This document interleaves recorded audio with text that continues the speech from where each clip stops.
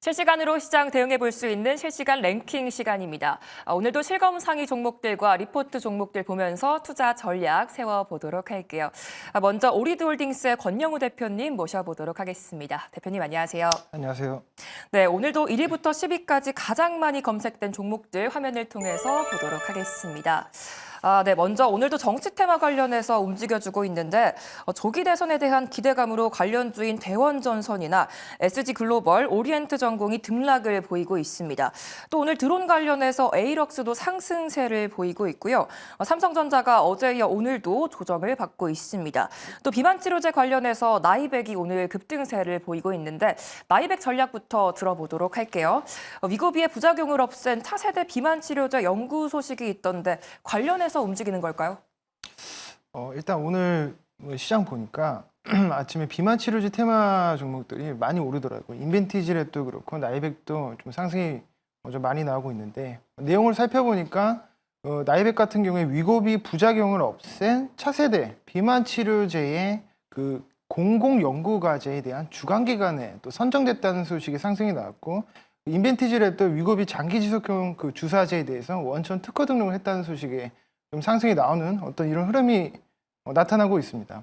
그래서 이제 오늘 비만 치료제 테마군들이 좀 조정을 많이 받다가 좀 간만에 좀 상승이 나오는 그런 흐름이 나타났는데 나이백은 팩트만 좀 말씀드리자면 비만 치료제를 개발 예정 중인 종목입니다. 제가 예전에 그 펩트론에 대해서도 한번 설명을 드렸던 것 같은데 저번에 말했듯이 신약 개발 이 바이오 종목들 같은 경우에는 주가가 좀 올랐을 때 좀 이렇게 뭐랄까 주주 배정 유상증자할 가능성이 좀 높다 이렇게 말씀드렸었고 왜냐하면 돈이 없기 때문입니다. 매출이 안 나고 있고 매출이 안 나고 있는 상태에서 기술 개발은 계속 해야 되기 때문에 자금 조달에 대한 필요성이 굉장히 높아지는 종목들입니다. 그렇기 때문에 선택할 수 있는 선택지가 주주 배정 유상증자가 될 가능성이 매우 높았고 그 펩트론 같은 경우에도 그렇게 한번 말씀드리고 나서 주주 배정 유상증자 1,300억 정도 나왔었거든요. 그래서 그러고 나서 주가가 좀 조정이 나왔던 거를 이제 감안했을 때 이것을 끌고 가는 전략으로 나이백이라든지 비만 치료제 테마를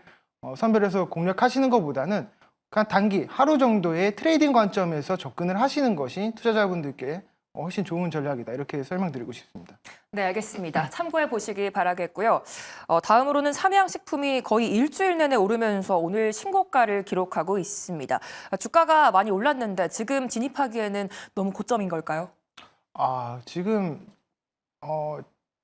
일단 우상향에 대한 관점은 저도 우상향 할 거다라고 생각을 하고 있는데 지금 자리에서 들어가기보다는 약간 좀 눌렸을 때 들어가는 게 좀 좋겠다라고 생각을 하고 있고 삼양식품에 대해서도 예전에 설명을 드렸었는데 저는 상당히 좋다고 생각을 하고 있습니다. 오늘 같은 경우에 이제 불닭볶음면에 대해서 그 중국에 대한 중국의 공장을 설립하고 이 공장 설립한 것이 향후에 실적에 상당 부분 영향을 줄 거다라는 기대감으로 지금 52주 신고가가 나오고 있습니다. 그래서 식품주이지만 제가 예전에 설명드렸듯이 식품주이지만 성장주로서 될 그런 종목이다. 그렇게 진화할 수 있는 종목이다. 이렇게 언급을 드렸었고 예전에 그 인플루언서들이 불닭 챌린지를 이제 하게 되면서 영국, 유럽, 미국 이쪽으로 지금 열풍이 많이 있었습니다. 그래서 지금 유럽을 비롯한 그 영국이랑 미국에서 계속해서 이 불닭볶음면에 대한 공급 쇼티지가 지속이 되고 있고 슈퍼마켓에 들어가 보면 지금 불닭볶음면이 거의 동난 그런 상태입니다. 그렇기 때문에 공급 부족이 계속되었고 그 미주 시장 공략용으로 지금 밀양 2공장, 밀양 2공장 건설에 들어갔지만 밀양 2공장이 건설이 되더라도 이 수요에 대한 공급을 지금 대응하기가 좀 물량이 많이 부족할 거다라는 전망이 지금 계속되고 있습니다. 그래서 이런 부분들을 생각했을 때 앞으로도 이 수요는 튼튼할 거다라는 일단 전망이 우세한 상황이고요. 그런 다음에 이제 해외 법인, 그다음에 해외 공장 설립에 대한 어떤 필요성이 지금 부각되는 상황에서 중국 공장을 지금 설립을 했거든요. 설립한 건 아니고 설립 예정인데 중국 시장이 삼양식품의 매출의 25%를 담당하는 나라입니다. 그렇기 때문에 중국 현지 공장을 설립한다라는 것은 그만큼 수요에 대해서 어쨌거나 탄력적으로 대응이 가능하다는 거고 중국 공장을 설립했을 때 좋은 점은 뭐냐면 그동안 이제 밀양 1공장에서 중국에 납품을 해왔습니다. 근데 이제 중국 공장이 설립이 되면 밀양 1공장에서 중국으로 납품하던 것을 이제 미국 그리고 유럽 쪽으로 이제 대체가 가능하기 때문에 이런 부분들이 상당히 호재다라고 말씀드리고 싶고, 앞으로도 이제 공급 쇼티지가 계속된다는 전제하에 주가가 충분히 더 갈 수 있을 거라고 생각하고 있습니다. 다만 현재 주가는 좀 약간 높은 위치에 지금 뭐 10일 연속으로 지금 올라와 있기 때문에 약간 눌리고 나서 5일선 내지 뭐 10일선 정도에 눌리고 나서 그 다음에 조정 시 매수를 하는 게 좀 더 가격적인 부분에서 매력이 있다, 그렇게 보고 있습니다. 네, 좋습니다. 이렇게 해서 실검상위 종목들 투자 전략 세워봤고요. 계속해서 리포트 종목들도 전략 세워보도록 하겠습니다. 오늘 나온 리포트 기준으로 5개를 꼽아봤는데요. 먼저 SK하이닉스입니다. 다올투자증권에서 단기 불황 속에서 더욱 빛날 경쟁력이라는 리포트가 나왔고요. 단기 실적 부진에도 불구하고 내년 하반기에 성장세가 기대된다는 분석과 함께 매수 의견 주셨습니다. 다음으로는 현대건설, 교보증권에서 밸류에이션 매력 커져라는 리포트가 나왔는데요. YG엔터테인먼트는 리딩투자증권에서 내년부터는 다시 파이팅이라는 리포트가, HNS하이텍은 미래에셋증권에서 25년 다시 성장가도 달리기라는 리포트가 나왔습니다. 앞으로의 전망과 신사업에 대한 긍정적인 의견 제시해 주셨는데 HNS하이텍 전략부터 들어보도록 할게요. 전자기기 관련해서 공모가 대비 주가가 20% 넘게 빠졌거든요. 앞으로 주가 흐름 어떻게 보실까요? 일단 HNS 하이텍이라는 좀 이름이 좀 되게 길기도 하고 네. 아마 이게 처음 들어보신 분들이 많을 것 같습니다. 근데 어쨌거나 지금 리포트에서 좀 이렇게 관심이 좀 있는 그런 리포트로 지금 집었는데, 매수 의견이 일단 없습니다. 매수 의견은 없고 IT 기기 업체이고 그 필수 소재 기업인데 ACF라고 하는 것이 이제 주요 매출 한 70% 정도를 ACF가 차지하고 있습니다. LG이노텍의 ACF 사업 부분을 이 HNS 하이텍이 인수하면서부터 본격적으로 이제 사업을 하게 되었고, 현재 국내에서 시장 점유율이 1위에 해당하고 있습니다. 동사의 1분기 매출액은 약 350억 정도 나오고 있고, 아무래도 이제 재고 부담이 좀 지속이 되고 있다고 합니다. 그러나 25년부터는 성장이 커질 것이다, 성장이 재개될 거다 라는 그 리포트 전망이 있고요. 그래서 긍정 모멘텀은 뭐냐면 북미 쪽 고객사가 어쨌거나 매출의 과반 이상이고, 어떻게 본다면 ACF는 전장 기업입니다. 디스플레이 쪽. 그렇기 때문에 이 자동차 업황이 좀 영향을 많이 받고 있어서 25년 자동차 고객사들의 판매량이 늘어날 것이다라는 전망으로 동사의 매출도 좀 올라갈 수 있을 것이다. 이렇게 리포트는 결론을 내렸고요.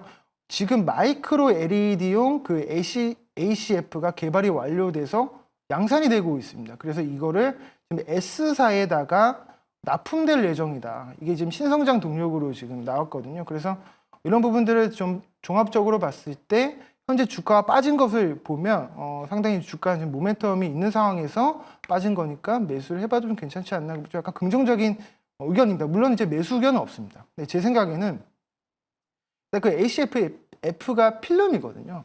그래서 이 필름 보통 디스플레이, 자동차 이쪽으로 들어갔는데, 그럼 지금 디스플레이 업황이랑 자동차 업황이 괜찮냐, 이걸 좀 따지고 봐야 되거든요. 동사 같은 경우에는 자동차 그 전장 쪽에 주요 매출이 있다 보니까 자동차 고객사들의 영향을 굉장히 많이 받습니다. 근데 자동차 전장이라고 한다면 사실 LG이노텍이 국내에서는 대장 기업이거든요. 근데 LG이노텍 주가도 사실 그렇게 지금 좋은 상황은 아니고, 지금 HNS 하이텍이 처한 어떤 문제점이 뭐냐면 유동성이 매우 부족합니다. 그러니까 주식 수가 지금 얼마 안 되거든요. 그래서 적은 양의 어떤 거래량으로도 쉽게 주가가 빠질 수가 있습니다. 12월 4일경에 보면 주가가 23%까지 치솟다가 종가가 마이너스 3% 끝났습니다.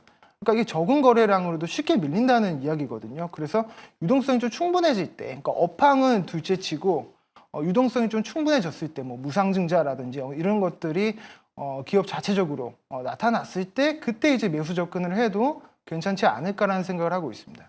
네, 알겠습니다. 참고해 보시기 바라겠고요. 다음으로는 삼성전기입니다. 키움증권에서 저평가받을 이유 없다라는 리포트가 나왔는데 올해 스마트폰 수요 부진과 재고 조정으로 실적이 하회할 것이라는 전망과 함께 목표가 하향 의견 주셨습니다.